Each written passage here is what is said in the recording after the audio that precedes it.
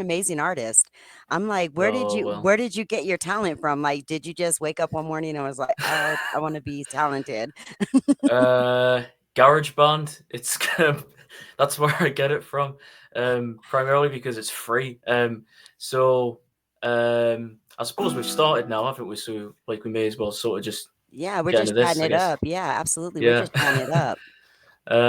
So yeah, I started off with the drums, weirdly enough, when I was like 12 years old. I think rhythm's my strong point because when it comes to like music theory and all that stuff, I really don't know that much. Like if I can listen to something, I can be like, that sounds awesome, but I couldn't tell you like by ear what the chords are, or, like the time signatures and that.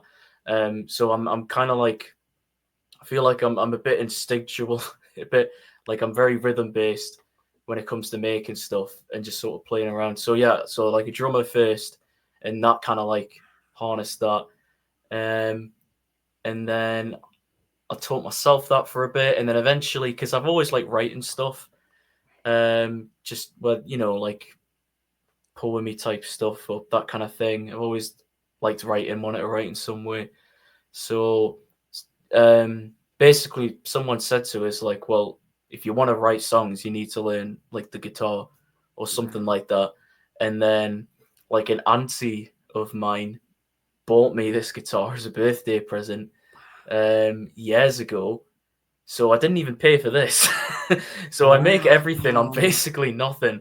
And so, I wrote songs on this, and I would never have thought like, oh, I'll ever like put these anywhere or upload them anywhere. And then I went to university, and I met a really great group of people, like really great friends who studied music.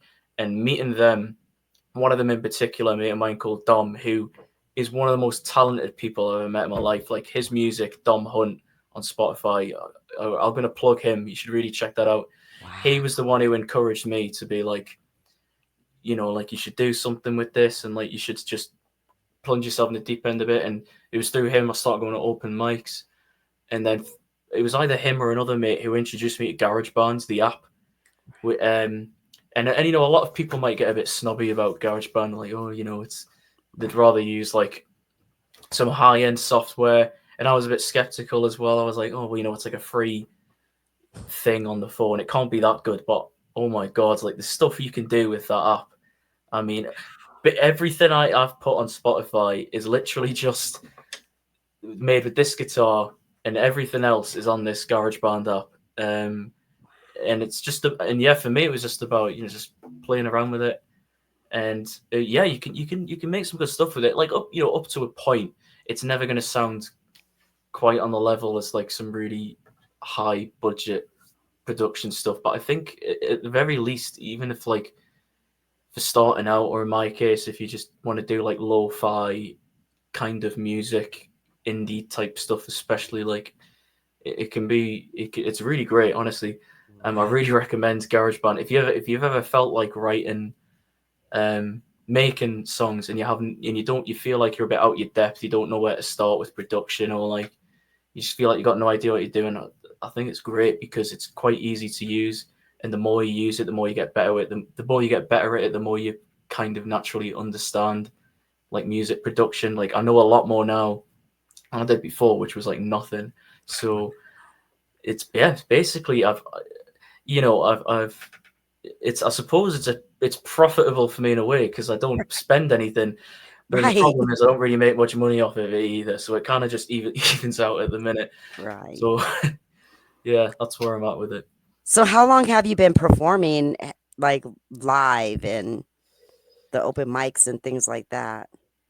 Um, Only a couple of years. Yeah, it was because I finished uni last year, and it was about halfway into uni that these sort of music mates of mine like introduced me to open mics. It was a place in Chester called Alexander's, which was a great place because such a it's such a weird, wacky cast of people every week. It's like walking into a sitcom every week. Like some of the characters Wow. who go there. I mean, it was such a strange variety, which was what was great about it because it wasn't just people playing guitar. You'd have like people who'd have a go at stand-up comedy. You'd have people doing like weird poetry or just some like crazy kids breakdancing to like Linkin Park or something like that. So it was just a fun place to be. I mean, there was like a guy we called Frank the Tank, who was like this old man who played the harmonica, and like Wow. he was incredible at it. He could like shred out these incredible harmonica solos, and like everyone wanted to play with him. Like everyone wanted to like go up with Frank the Tank and just get him like riffing over you. And then there was Roy the Boy, who was another elderly man who was like over 90 years old, who played the spoons, and he brought the spoons in Wow. every week, and he would play along to everyone playing. So but yeah, That's I'm getting sidetracked. But yeah, that was no, just a that's cool environment to amazing. be. And yeah, eventually it convinced me. And I think with like the open mic and performing thing, it's like it is really scary, but I think a bit like a roller coaster. It's just about the first time. You if you do it once and it goes well, you'll want to do it again. I reckon. Like that first time, you absolutely like shitting yourself. But um, yeah, I know that's that feelings oh so well. How yeah. does your family feel about this, like your musical career? I know your aunt bought you the guitar, but I think the word career is quite generous. I'd probably call myself an unprofessional musician. Right now it's a hobby at best. I would, it's one of those things. If by some stroke of luck it did well, then like okay, fair enough. But to be honest, I mean, family they're like I don't think they really are. To be honest, I mean, not in a mean way, not in a bad way. To be fair, I don't really like talk about it loads with people, but most of my friends and family, I think a lot of them couldn't care less. But I mean, no, no, no. I mean, maybe that's a bit. I mean, I guess they say as long as you're happy, we know Yeah, he's I mean, good. yeah, they're not like not supportive. Like Right. they think it's cool. I don't Nice. know if yeah, but to be honest, that's also me as well because I myself don't make too much of a big deal out of it, or at least at the minute. Uh, so I guess we'll just see where it goes. But Is it yeah, more of like a pressure release, like how you release, good and any kind of feelings that you have or whatever? It's just like, oh, let me release this on some music. yeah, that's two words: free therapy. Free therapy. Right. That's what it is. That's the That's best amazing. way. I mean, you put it a bit nicer there, but that's pretty much the best way you could put it. That's yeah, I think that's why I do it. um, and why I keep doing it. Because especially since I've only started doing it fairly recently, and when you first start out, especially like when you're quite limited with what you can use, like the garage band and that kind of thing, you're gonna make a lot of shit. And I have made a lot of really terrible stuff. I mean, the stuff you heard on Spotify, that's some of the better stuff I've got. But you know But I what's feel like you need to, you But know. you know what the thing is that you may as a musician, a lot of musicians are harder on themselves than they have to be because to me your music sounds fine. You know what I'm saying? It sounds like you said, it's not subpar, but it's something that I'd listen to in the car. You know what I'm saying? Like on a good day. You know what I'm saying? Okay, I'm Mhm. feeling this way. I like this. I'm listening to it. You know what I'm saying? Cuz I love all genres of music. And when I was listening to it, I was like, "Oh my gosh, he sounds like he's taking poetry and putting it with the guitar is what it sounds like to me because I love poetry. I Wow. write as well. And as you can Yeah. see, I do like the art and all this good stuff They're as well. yours, those paintings. Yes, Wow. yes. So that's That's like my incredible. free therapy. You want to So do I artwork for one of my albums, maybe? Oh, yeah, absolutely. I would love to. Yeah. Definitely. So yeah, so I feel like, with your style, there's all we all think that, oh yeah, you know what? I'm not that good. But there's somebody out there Mm. with that likes the style that you have. There's somebody out there that loves that style because I loved it. So Mm. I thought it was great. And especially Oh when you well, were I on really stage. appreciate that. That's probably the nicest.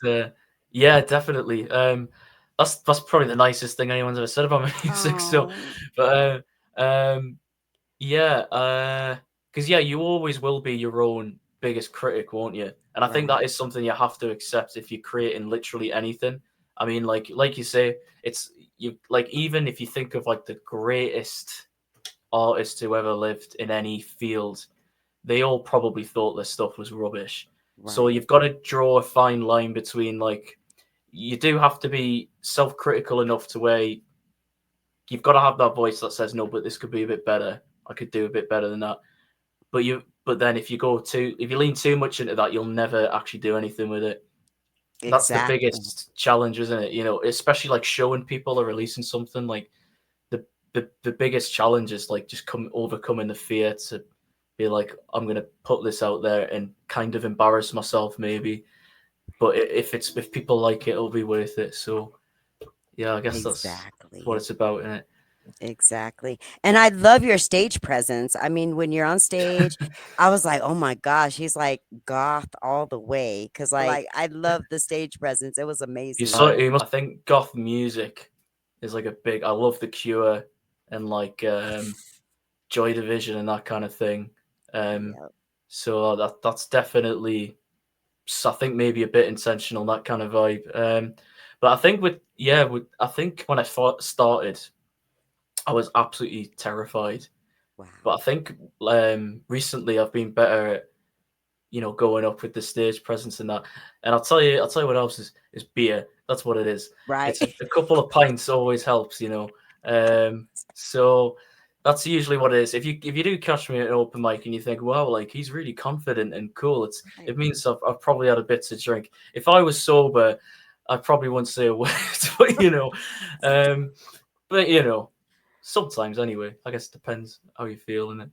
But yeah. Absolutely. But I mean, like I said, when I was there, I got the stage presence. It was absolutely amazing. Um, the music and the way that you delivered it, it wasn't like held in, like you literally put it out there. We could hear you clearly. I mean, it's really good. You should Oh, thank you. I appreciate that. I'm glad that you're out We there should do doing these it again. interviews more often. Like Yeah, maybe make this a weekly thing. right? Yeah, Well, it's I nice to hear mean, this stuff. Neglect that kind of. There's 8 billion people in the world, and most of the focus is on like countries like the UK and the US in terms of right. music, and it's slowly changing a bit. Well, Australia as well, I guess, but there's more and more kind of an international thing. But yeah, I mean, there's like music happening all over the world. I was just thinking about this the other night. It's like I like the idea that of fo- bringing the focus on like separating fame and celebrity status from art and music, because that's what kind of people equate it to. It's like if you think of famous bands or rappers or artists you like, it's almost like they've been validated by their fame, when it's like, well, actually there's like millions of people all over the world who are making music and making things that might be just as good or even better, and you will never have heard of them you know Mhm. I think that is one of the positives about the internet. I think because people think the internet's kind of like ruined or killed music a bit. I think it's the opposite. I mean, like, objectively, there is more music out there than ever before by a very long mile, because again, for like people like me, it's like so easy to just slap together tunes on your phone or like on a laptop, and then just throw them out there and publish them. And yeah, like and also with things like TikTok, I mean, well, there's a lot of bad things about TikTok. I'm not necessarily like praising it like it's this great thing, but I do. I I think love TikTok. That's where I started. it's a good medium. I mean, like, but that's what I mean. The good part about TikTok, I think, especially music, because people get really cynical about like when songs become TikTok songs.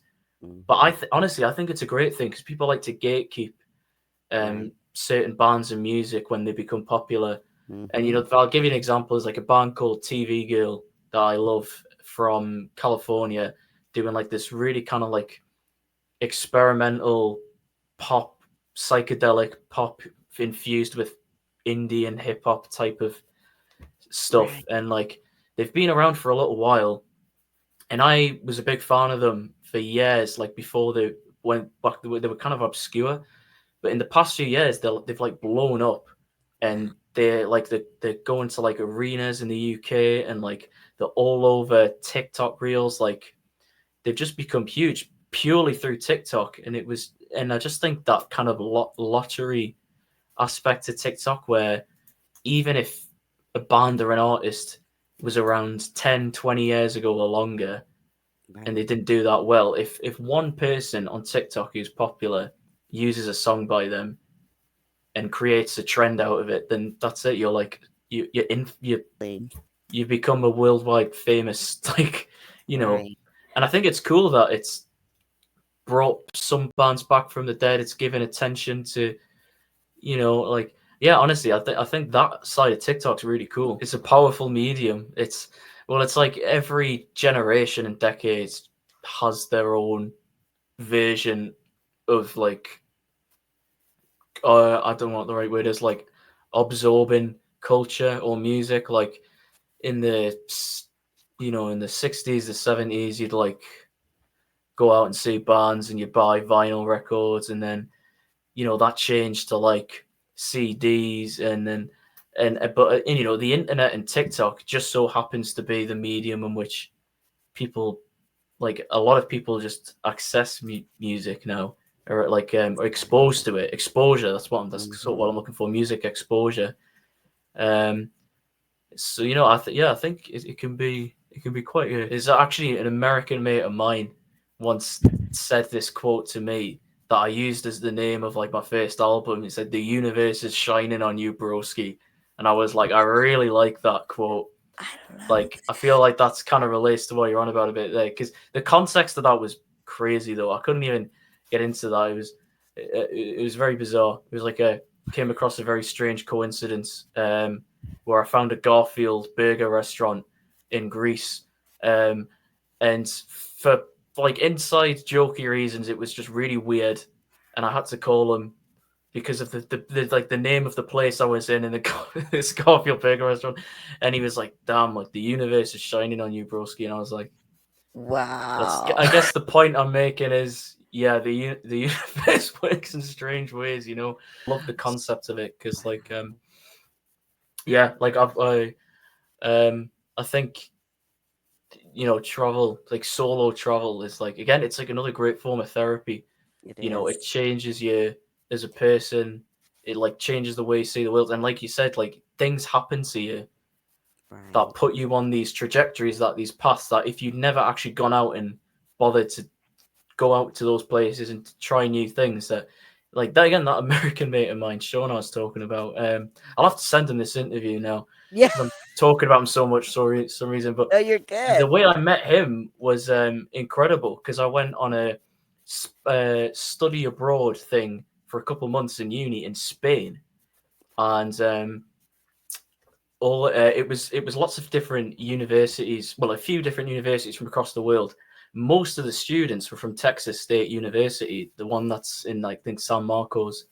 So most of the students were like Texan, and to be honest, I got along better with the Texans than any of the other students, and it was through them I met this mate of mine, Sean, studying abroad in Spain. And then like a year after that, I'm going out to see him in Texas, and like Wow. we're like going on trips together and stuff. And I'm like, and I'm trying to go back out to the States again next spring, because he's moved to like Seattle now. Oh, Um, wow. and and I've got, I mean, that's just one example. Like I've got loads of that happen to you, and the people you meet and that kind of thing. You just think like, if It I'd makes not come out here, this would never have happened. Like, exactly. so. So do when you Yeah. travel abroad, do you take your guitar and like find open mics while you're there? Oh no, I mean, trying to lug this thing around on top of like other luggage, but is it's something I'd love to do and I've thought about a lot, but I don't know, I can't think of a practical way to do it. Um, unless Backpack, maybe like, yeah, deodorant, a t-shirt. maybe like maybe like buying a cheap guitar out somewhere. Yeah. But I that is something I'd love to do. Like, I like the idea of it. I haven't But actually done any like street busking yet at all. That's something I need to try as well at some point. But that is another level, especially like I mean, if I tried it in Chester, it might be more chill. But here in Newcastle, I love this city. It's a great city, but Right. like I don't know, standing around in certain streets all day, you come across a lot of characters and that, and like I Right. don't know, Yeah. I just I don't Right. know. So it is, yes, it is. That is another thing I wouldn't. Keep in touch. Keep me updated on the release and everything. And yeah, I mean, if you'd want me to come back for anything, I mean, I'm up for it. Oh, I'm more than absolutely. happy. So yeah, yeah. Well, it's again like you were saying before. It's just funny the people you meet, the things that happen when you go out and do stuff. So Yeah, you know, it yeah. is. There you go. So I thank you again so So much, Joe, for coming. You have a blessed rest of your day and the rest of your month. Okay, love? thank you very much. You too. Appreciate that. Bye. Thank you. Bye. So there you guys have it. That's Joe from the UK. He's an amazing artist. Definitely catch Again, up you with guys, him. this I'm is going to Peace Under post the Sky TV. And you guys have a wonderful morning, afternoon, evening, wherever you may be. And we are out. Mwah.